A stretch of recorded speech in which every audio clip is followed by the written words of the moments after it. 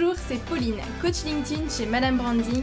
Bienvenue sur le podcast Bien dans mon business, votre dose hebdomadaire de joie, d'énergie et de bonne humeur, où chaque semaine, je vous livre les clés pour booster votre énergie et votre entreprise. J'espère que vous êtes bien installés, c'est parti. Bonjour à toutes et à tous, j'espère que vous allez bien, j'espère que vous êtes en forme aujourd'hui. Moi en tout cas oui, et je suis ravie de pouvoir vous retrouver pour un nouvel épisode de Bien dans mon business.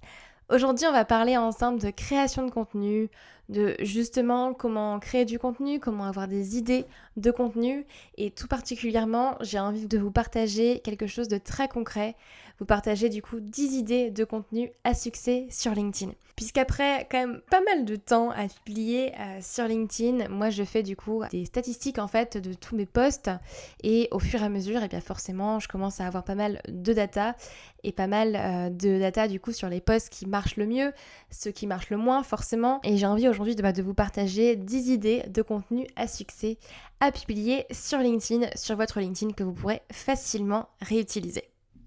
Alors je sais que pour la plupart d'entre vous, quand on parle de création de contenu, souvent ça reste un petit peu complexe parce que c'est soit « Ah mais je sais pas comment écrire, comment rédiger des posts » ou alors c'est tout simplement « J'ai pas d'idée de post, je ne sais pas quoi traiter au final dans mes posts parce que j'ai trop d'idées et du coup je m'éparpille ou alors parce que je n'ai pas du tout d'idées et je ne sais pas de quoi parler ».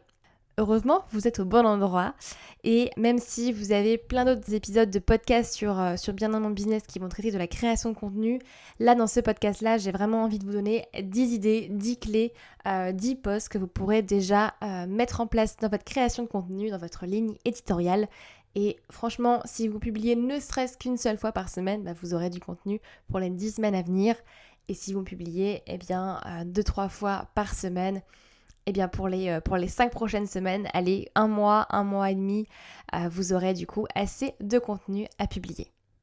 Avant de démarrer, sachez également que j'ai créé un atelier sur la création de contenu que vous avez peut-être déjà vu passer, un atelier pour justement vous permettre d'apprendre à rédiger des posts engageants sur LinkedIn, donc d'aller plus loin dans la création de contenu, la définition de votre ligne éditoriale avec les sujets que vous allez vraiment traiter qui font en lien en fait avec votre image de marque pour booster votre visibilité et votre notoriété.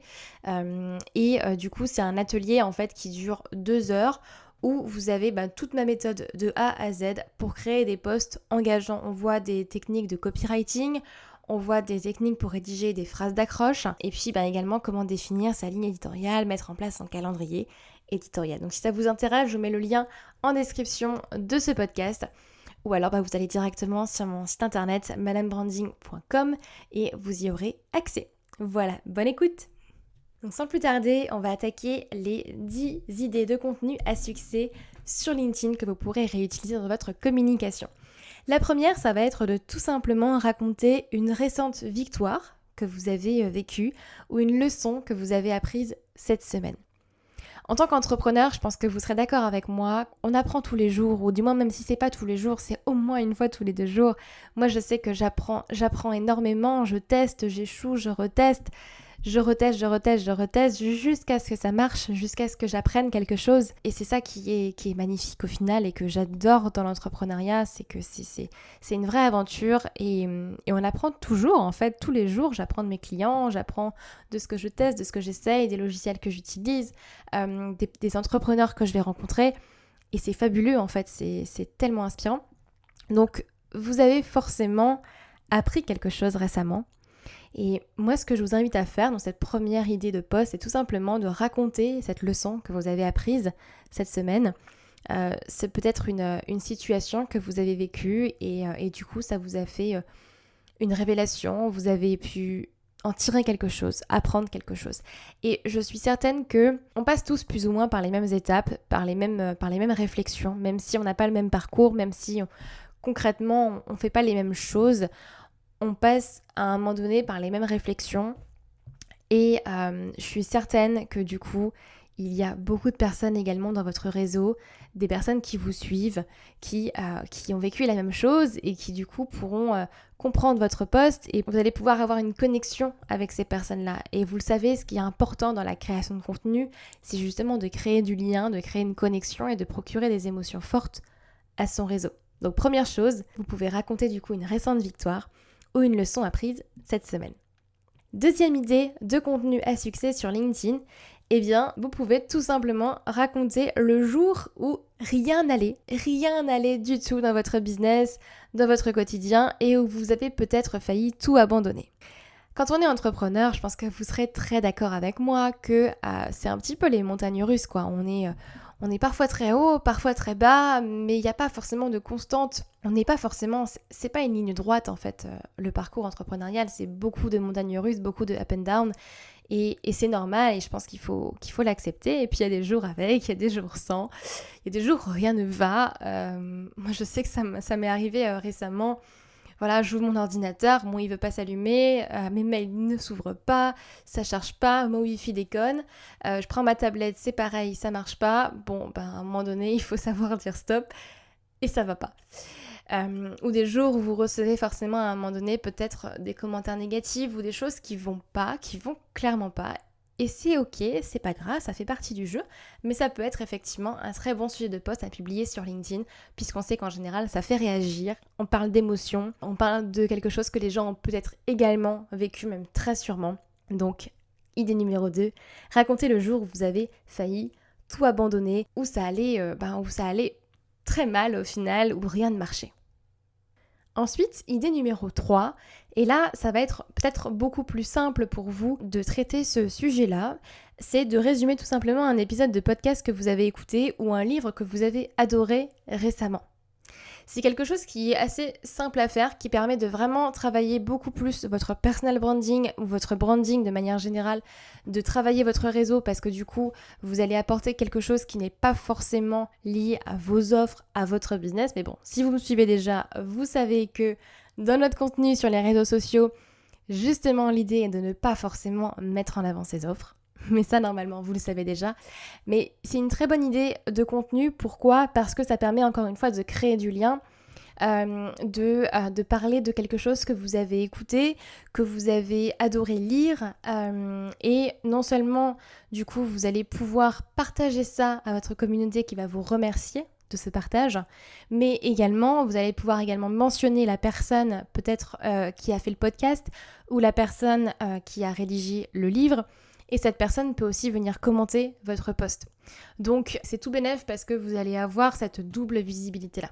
Et d'ailleurs, petite mention spéciale, si vous voulez repartager cet épisode de podcast, n'hésitez pas à me mentionner, j'irai vous faire un petit coucou. En plus, quand vous repartagez un épisode de podcast, un livre que vous avez lu, forcément vous allez y apporter votre patte parce que vous allez venir compléter au final ce qui a été dit dans ce livre ou dans ce podcast avec votre vision, votre idée des choses, votre expérience. Donc ça apporte quelque chose en plus. Vous ne faites pas juste repartager une information, vous rédigez un vrai post. Donc il ne s'agit pas d'un partage sur LinkedIn. Hein. Là, attention, je mets quand même un petit warning. Il ne s'agit pas d'un repartage, d'accord ? Il s'agit vraiment de vous publiez un post en parlant de ce que vous avez écouté ou de ce que vous avez lu avec potentiellement le lien de la source du coup en commentaire ou dans le post en lui-même. Et du coup, vous allez pouvoir apporter quelque chose en plus, une vraie valeur ajoutée à votre réseau parce que non seulement votre réseau va obtenir l'information, mais va en plus obtenir votre vision, votre retour, votre ressenti. Et puis là encore, on a cette idée-là d'émotion. Les émotions font vendre, sachez-le. Et si vous suivez mes formations, vous le savez, quand on rédige des posts, il faut effectivement faire vivre des émotions à notre réseau. C'est comme ça qu'on va pouvoir créer du lien, créer de la connexion. Ensuite, idée numéro 4, alors là on va rentrer dans un post qui va être beaucoup plus clivant, beaucoup plus tranchant. Vous le savez sans doute, mais sur LinkedIn, ce qui va marcher, ça va être un petit peu les posts très clivants, quoi, où vous allez donner votre avis. Votre avis ne va pas plaire à tout le monde, mais au moins ça va faire réagir. Alors moi, personnellement, ça fait pas partie de mon positionnement et de mon branding. Et ça fait pas partie en fait de ma personnalité tout court. Je suis pas clivante à la base, forcément comme personne, même si j'ai des avis, j'ai des idées aussi assez tranchées sur certains sujets. C'est pas mon style et donc personnellement ça rentre pas dans mon positionnement. Mais si vous de votre côté c'est quelque chose avec lequel vous êtes complètement à l'aise et que vous assumez vos opinions et que vous savez que vous n'avez pas forcément les mêmes opinions que tout le monde et que vous avez envie de les afficher, eh bien faites-le. Il s'agit en fait tout simplement de partager 3 excuses que vous ne supportez plus d'entendre dans votre secteur d'activité. 3 excuses, par exemple que vos clients vous disent quand ils cherchent une excuse au final pour pas prendre votre offre. Ça peut être 3 excuses que vos prestataires vous amènent ou 3 excuses que vos concurrents peuvent dire haut et fort. Ça peut être plein de choses, mais 3 excuses que vous ne supportez plus d'entendre dans votre secteur d'activité. Je vous donne un exemple qui sont des grands classiques mais que vous pouvez très bien adapter à votre activité. Ça peut être par exemple « j'ai pas le temps », j'ai pas le budget, j'ai pas d'argent pour le moment, c'est pas le moment. Ou alors, c'est les vacances maintenant, j'ai pas envie de me former, j'ai pas le temps, c'est pas le moment. Donc on en revient toujours un petit peu à la même chose, mais c'est les excuses classiques qu'on peut entendre très souvent quand il s'agit de vendre ses services. Et je pense que vous aussi de votre côté, vous les avez probablement déjà entendus. Ensuite, post numéro 5, idée numéro 5 de contenu à succès à publier sur LinkedIn. Vous pouvez également tout simplement partager les pires conseils qu'on vous a donnés. Les pires conseils qu'on a pu vous donner, que vous avez reçus dans votre parcours entrepreneurial. Il y en a, franchement, il y a des conseils qui pour moi n'ont ni queue ni tête, surtout quand ils ne sont pas adaptés à notre personnalité, à notre vision, à notre business, parce que tous les conseils ne sont pas adaptés pour tout le monde, toutes les stratégies ne sont pas faites pour tout le monde, qu'on se le dise. Et donc forcément, il y a des mauvais conseils parfois, ça en fait partie. Là encore, on est sur un post qui est un peu clivant, un post qui fait réagir forcément, et on sait que faire réagir, ça nous amène des commentaires, ça nous amène de la visibilité. Donc là, effectivement, si ça rentre aussi dans votre positionnement et dans votre branding, je vous invite à publier et à partager les 3 pires conseils que vous avez reçus. Alors bien évidemment, si vous êtes quelqu'un d'éthique, tout comme moi, j'espère d'ailleurs si vous écoutez ce podcast, mais si vous êtes plutôt dans l'éthique, je vous invite à pas forcément mettre votre source ou mettre le nom de la personne qui vous l'a donné. Un conseil, il est bon pour certains, il est mauvais pour d'autres. Je pense qu'il ne s'agit pas ici de bâcher certaines personnes, c'est pas l'idée. Mais voilà, soyez quand même un minimum éthique, je pense que c'est bien. Ensuite, idée numéro 6, ce que vous pouvez très facilement faire également, c'est partager tout simplement le meilleur investissement que vous avez fait dans votre business. Vous le savez, tout comme moi, en tant qu'entrepreneur, c'est indispensable d'investir sur soi, de se former pour aller plus loin, pour atteindre ses objectifs, apprendre de nouvelles compétences et puis se développer tout simplement.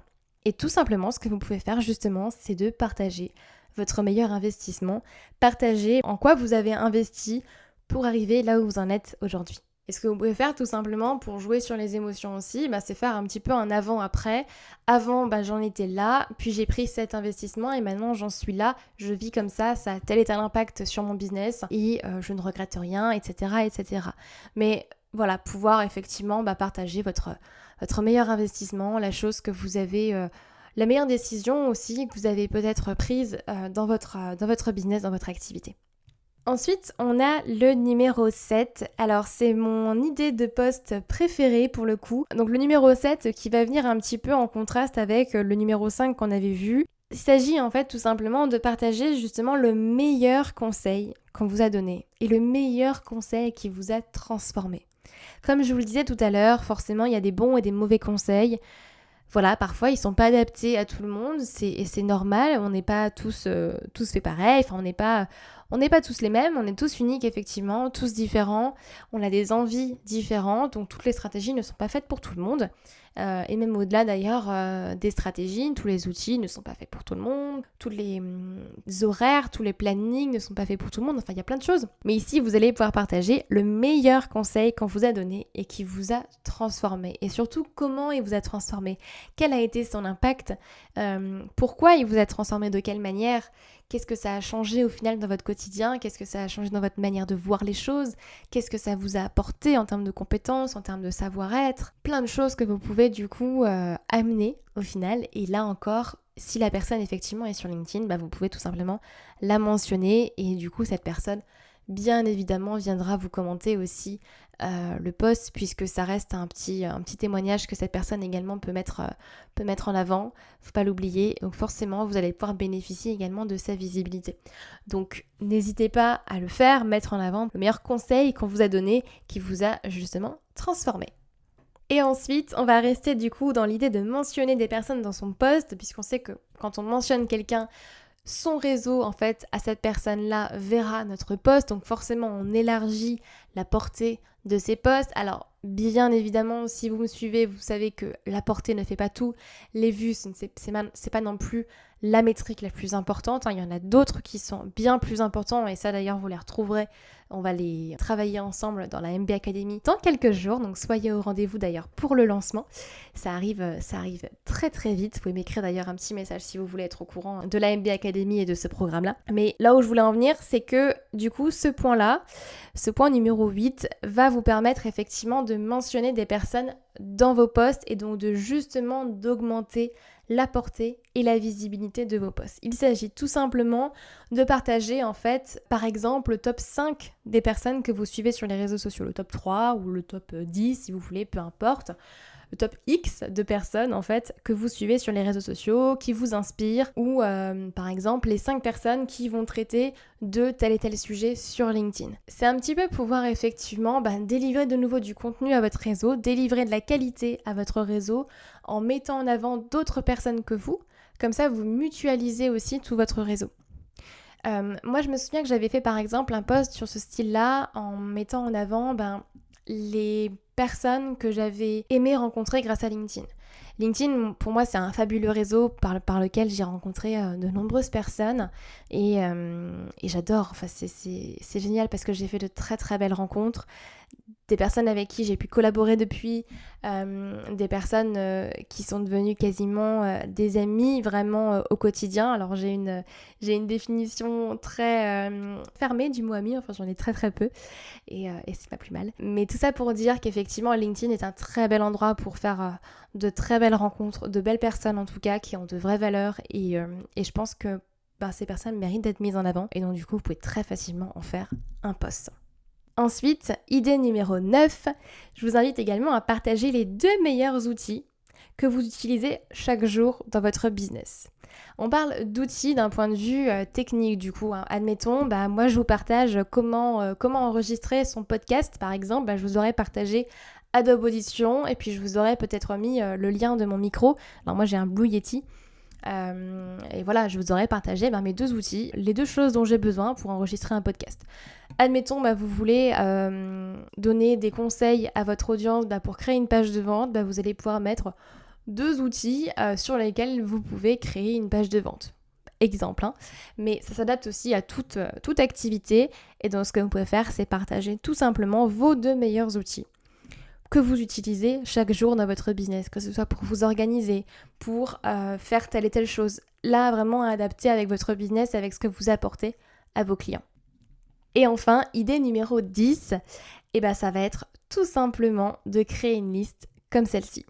Voilà, comme vous le voyez, j'ai créé ce contenu-là, cet épisode de podcast, c'est tout simplement une liste des 10 meilleures idées de contenu à succès sur LinkedIn. Donc n'hésitez pas à créer une liste comme celle-ci pour vos réseaux sociaux.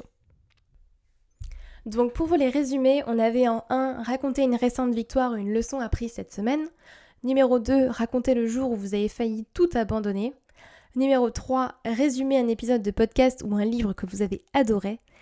4, partager 3 excuses que vous ne supportez plus entendre dans votre secteur d'activité.